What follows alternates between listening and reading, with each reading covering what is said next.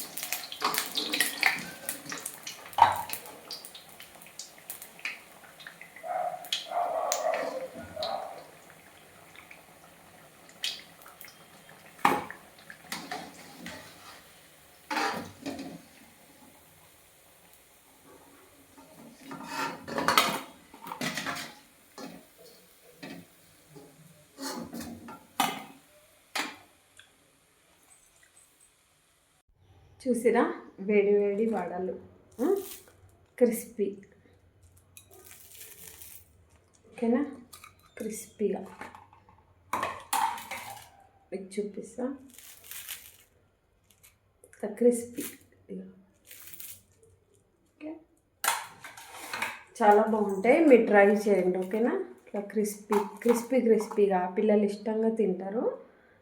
ఎప్పుడే కానీ మనం నైట్ పిండి నానబెట్టి మార్నింగ్ రుబ్బుతాం కదా, రుబ్బిన తర్వాత మొత్తం రవ్వ వేసి కలపొద్దు. ఇప్పుడు నేను చూపించిన కదా, పైన ఇట్లా చల్లిన తర్వాత ఇట్లా కొద్దిగా పిండి తీసుకుంటూ మీరు వడలు వేసేయండి, ఓకేనా. మొత్తం కలపకండి, ఆయిల్ బాగా పీల్చేస్తుంది. ఎప్పుడో ఒకసారి మనం వీక్లీ 2 times 1 time తింటాం కాబట్టి ఏం కాదు. రెగ్యులర్గా చేసుకునే వాళ్ళైతే ఇట్లా రవ్వ యాడ్ చేయొద్దు, ఎందుకంటే రవ్వ ఎక్కువ ఆయిల్ని పీలుస్తుంది. నానబెట్టడం వల్ల ఎక్కువ ఆయిల్ని పీలుస్తుంది అన్నట్టు. మనం అప్పటికప్పుడు చల్లి వేసుకుంటే పర్వాలేదు, ఓకేనా. Thank you for watching. ఈ టిప్పు ఫాలో అవ్వండి, వడలు మంచి హోటల్ స్టైల్లో వస్తాయి. ఒకవేళ మీకు నచ్చితే నాకు కామెంట్ చేయండి, షేర్ చేయండి, లైక్ చేయండి, సబ్స్క్రైబ్ చేయండి. అందరూ మర్చిపోతున్నారు సబ్స్క్రైబ్ చేయడం. ప్లీజ్ సబ్స్క్రైబ్ చేయరా. Thank you for watching.